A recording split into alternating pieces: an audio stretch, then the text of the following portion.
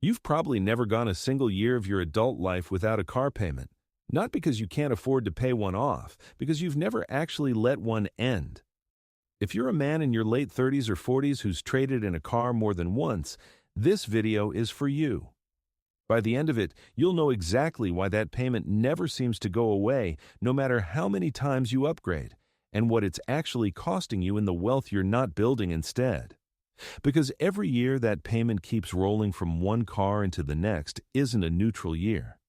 It's a year of compounding you don't get back, and unlike a bad investment, this one is actively bleeding money out of you every single month. Marcus trades in his car every 2 to 3 years. He's done it 4 times since his late 20s. Every time he drives off the lot in something newer, tells himself he's finally got the payment down to something reasonable, and never once stops to ask how long he's actually been in debt. The answer is 15 years, without a single day loan-free. Here's what happens at every one of those trade-ins. The dealer looks at what Marcus still owes on the car he's driving in, compares it to what that car is actually worth, and rolls the difference into his next loan. Edmunds tracked this across the industry in Q1 2026.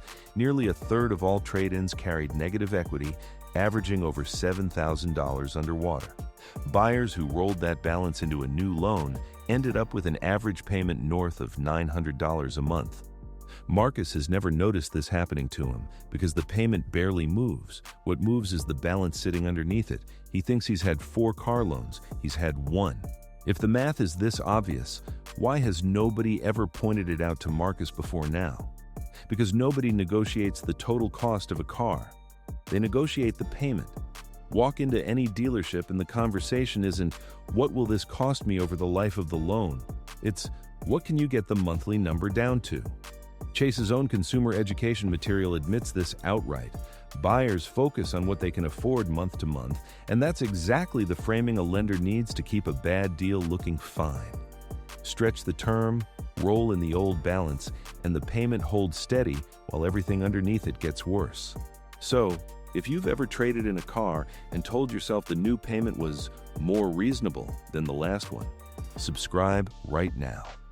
This channel exists for exactly this, the money habits that don't feel like mistakes, because everyone around you is doing the same thing.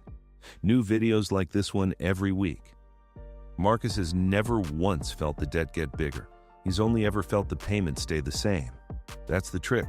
The payment was never the number that mattered. The number that mattered was what else that money could have been doing instead.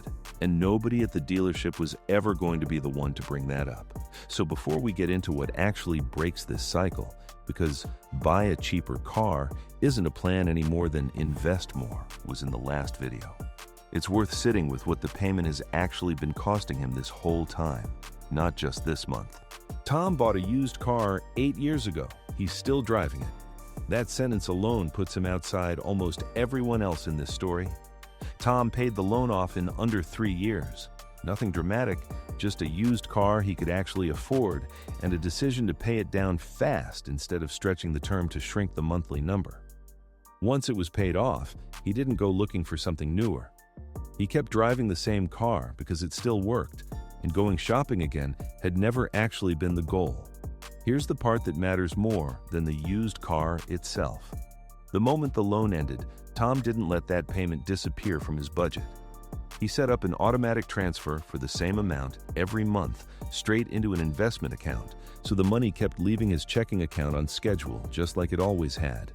The only thing that changed was who it was going to. Run that forward. An $894 monthly payment invested instead of spent, growing at an average market return, left alone until 65, comes out to roughly $788,000. Tom didn't get a cheaper car out of this. He got a second paycheck he'll never have to show up for. Say Marcus never breaks the pattern.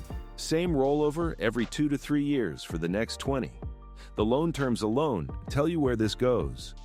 Experience data puts the average new vehicle loan at nearly 70 months now, with more than a third of all new vehicle loans stretching past 6 years.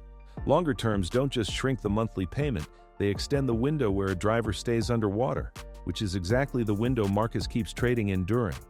20 years of that pattern doesn't end in a repossession or a missed payment.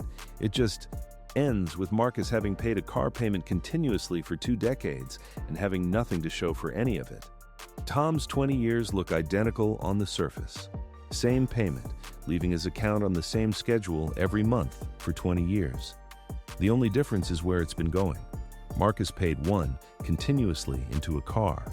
Tom paid one continuously into his future, and it's the second one that actually comes back. At this point, Marcus has a fair pushback.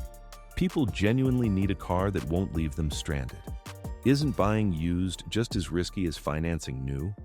That question mixes up two completely different things. Needing reliable transportation is real. Resetting a loan every 2 to 3 years has nothing to do with solving it. A well-reviewed used car, maintained on schedule, gets Marcus to work every day just as reliably as the new one he keeps trading in for. The reliability was never the thing standing between him and Tom's outcome. Marcus was never being reckless by needing a car. He was being reckless by never letting the loan end. Marcus's car payment isn't the only place money quietly stopped compounding for him. Because the same thing happened with his retirement account. He played it safe with his investments for the exact same reason he kept resetting that car loan. It felt responsible in the moment. Check out the first video in this series, where I break down why playing it safe with your 401k after 40 can cost you just as much as the car ever did, and what a real catch-up plan actually looks like.